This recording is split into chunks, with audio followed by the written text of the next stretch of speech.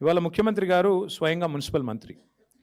కానీ ఆయన పరిస్థితి ఎంత చండాలంగా ఉందంటే 5,000 ఆటోలు ఉన్నాయి, కానీ వాళ్ళు తిరుగుతుండ్రో లేదో నాకు తెలియదు. అంటే పాపం ఇవాళ నేను చూసిన మా మున్సిపల్ కార్మికులందరూ ధర్నాలు చేస్తున్నారు.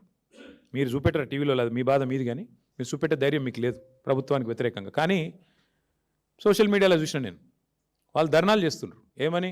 ముఖ్యమంత్రికి క్షమాపణ చెప్పాలి, సిగ్గు తెచ్చుకోవాలి, బుద్ధి తక్కువ మాటలు మాట్లాడినందుకని మున్సిపల్ కార్మికులు మున్సిపల్ మంత్రి అయిన ముఖ్యమంత్రి రేవంత్ రెడ్డి మాట్లాడిన మాటలకు, మురికి మాటలకు వ్యతిరేకంగా మురికి కూపన్ లాంటి నీ నోరు కడుక్కోరా సన్నాసి అని చెప్పి వాళ్ళు ధర్నా చేస్తున్నారు. ఇంతకంటే ఏం సమాధానం చెప్పాలి నేను?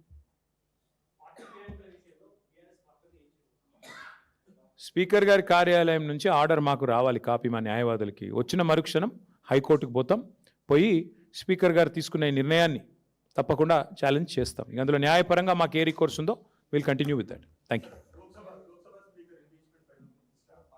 ఎవరైనా ఇంపీచ్ చేస్తున్నారా ఆయన్ని? No confidence, sir. See, we have no confidence in Telangana speaker or speaker in parliament. Anyway, it's one and the same. BJP Congress రెండు ఒకటే.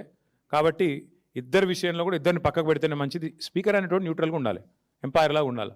ఉన్నారా ఇప్పుడు ఎవరన్నా ఈ దేశంలో? కాబట్టి డెఫినెట్గా మాకు లేరు లోక్సభలో, దురదృష్టం మాకు మెంబర్లు లేరు. ఉంటే మేము కూడా ఆయన ఎత్తవతల బారేయాలని మేము కూడా ఓటేస్తాం.